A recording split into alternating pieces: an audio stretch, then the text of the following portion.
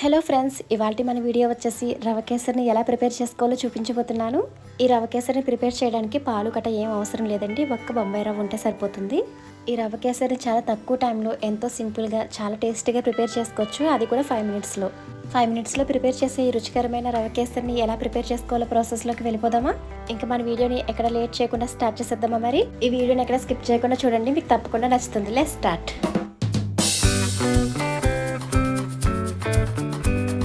ముందుగా స్టవ్ మీద ఒక ప్యాన్ పెట్టుకుని అందులోకి నెయ్యిని యాడ్ చేసుకుంటున్నాను. నెయ్యి కొద్దిగా హీట్ అయిన తర్వాత అందులోకి జీడిపప్పు కిస్మిస్ని వేసుకుని వేయించుకోవాలి. ఇక్కడ నేను జీడిపప్పు కిస్మిస్లోనే రవ్వను వేసుకుని వేయించుకుంటున్నానండి. రవ్వను జీడిపప్పులో ఆ విధంగా వేయించుకోవడం వల్ల చాలా టేస్టీగా ఉంటుంది. మనం ప్రిపేర్ చేసే రవ కేసరి అనేది రవ్వ బాగా వేయించుకుంటే చాలా రుచిగా ఉంటుందండి. మనం ఇక్కడ 1 కప్ వరకు రవ్వను తీసుకున్నాం కాబట్టి 3 కప్పుల వరకు వాటర్ని యాడ్ చేసుకుంటున్నాను. ఇక్కడ నేను నార్మల్ వాటర్ని కాకుండా హాట్ వాటర్ని తీసుకున్నానండి. హాట్ వాటర్ వేయడం వల్ల మనకి రవ్వ అనేది విడిపోయి చాలా టేస్టీగా ఉంటుంది. చాలామంది హాట్ వాటర్ని కాకుండా నార్మల్గా వాటర్ని వేసేస్తూ ఉంటారు. అలా వేయడం వల్ల పిండి అనేది మనకి జిగురుగా అయిపోతుందండి. తినేటప్పుడు జిగురుగా తగులుతుంది కదా. సో రవ కేసరి పర్ఫెక్ట్గా రావాలి అంటే హాట్ వాటర్ని యాడ్ చేసుకోవాలి. నార్మల్ వాటర్ వేసేసినట్లయితే రవ్వ అనేది జిగురుగా అయిపోతుంది అనమాట. రవ్వ మొత్తాన్ని కూడా అలా వాటర్లో ఉడికించుకున్న తర్వాత మనం ఇక్కడ 1 కప్ వరకు రవ్వను తీసుకున్నాం కాబట్టి 1/2 కప్ వరకు షుగర్ని యాడ్ చేస్తున్నానండి.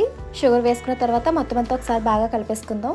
షుగర్లో ఉండే వాటర్ మొత్తం కూడా రిలీజ్ అవుతుంది. ఆ వాటర్ మొత్తం కూడా డ్రై అయిపోయేంత వరకు కూడా అలా కలుపుతూనే ఉండాలండి. మనం ప్రిపేర్ చేసుకునే ఈ రవ కేసరి అనేది మీకు లూజ్ టెక్స్చర్లో కావాలి అనుకుంటే వాటర్ని ఎక్కువగా వేసుకోవాలండి. అలా రావాలి అనుకుంటే 1 కప్కి 4 కప్పుల వరకు వాటర్ వేసుకోండి. ఇప్పుడు ఇందులో కలర్ఫుల్గా ఉండడం కోసం ఫుడ్ కలర్ని యాడ్ చేస్తున్నాను. మీకు ఇష్టమైతే వేసుకోండి, లేదంటే ఆప్షనల్ మాత్రమే. అలా ఫుడ్ కలర్ వేసుకున్న తర్వాత మొత్తం అంతా కూడా బాగా కలిసేట్టుగా కలిపేసుకోవాలి. ఈ రవ్వ అనేది ఉండలు లేకుండా బాగా కలుపుకోవాలండి. ఇప్పుడు ఇందులోకి మంచి ఫ్లేవర్ కోసం యాలకుల పౌడర్ని యాడ్ చేస్తున్నాను. అలా యాలకుల పౌడర్ని వేసిన తర్వాత మొత్తం అంతా కూడా బాగా కలిపేసుకోవాలి.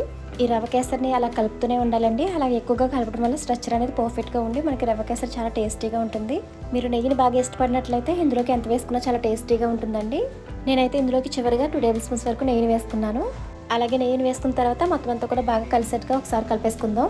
ఈ రవ కేసరిలోకి మీరు ఏమైనా వేసుకోవాలనుకుంటే డ్రై ఫ్రూట్స్ ఏమైనా వేసుకోవచ్చండి, చాలా టేస్టీగా ఉంటుంది. బాదం అలా ఏమైనా వేసుకోవచ్చు. చివరిగా అలా రవ కేసరి అనేది కంప్లీట్ అయిపోయిన తర్వాత వదిలేయకూడదండి, అలా కలుపుతూనే ఉండాలి. కొంతసేపు అలా కలపడం వల్ల మనకి స్ట్రక్చర్ అనేది చాలా బాగుంటుంది అనమాట. అందులోకి షుగర్ వేసుకున్న తర్వాత మొత్తం అంతా డ్రై అయిపోయింది కదా అని వదిలేస్తూ ఉంటారు. సో అలా కలపడం వల్ల మనకి చాలా పర్ఫెక్ట్గా ఉంటుంది, తినేటప్పుడు కూడా టేస్టీగా ఉంటుంది. అంతే అండి, ఎంతో టేస్టీగా రవ కేసరి రెడీ అయిపోయింది. చూసారు కదా, పాలు లేకపోయినా ఎంత సింపుల్గా రెడీ అయిపోయిందో. పాలు లేకుండా ఇలా ప్రిపేర్ చేసుకున్నా కూడా చాలా టేస్టీగా ఉంటుందండి. ఈవినింగ్ టైంలో ఏమైనా తినాలి అనిపిస్తే సింపుల్గా ఎంతో టేస్టీగా చేసేసుకోవచ్చు కదా, అది కూడా 5 మినిట్స్లో. అలాగే ఈ టేస్టీ రవ కేసరిని మీరు కూడా ఒకసారి ట్రై చేయండి, మీకు డెఫినెట్గా నచ్చుతుంది. అలాగే మీకు ఎలా వచ్చిందో మీ ఫీడ్బ్యాక్ని కింద కామెంట్స్లో మెన్షన్ చేయండి. ఇలాంటి మరెన్నో సింపుల్ అండ్ టేస్టీ రెసిపీస్ కోసం మీరు మా ఛానల్ని సబ్స్క్రైబ్ చేసుకోవడం మర్చిపోకండి.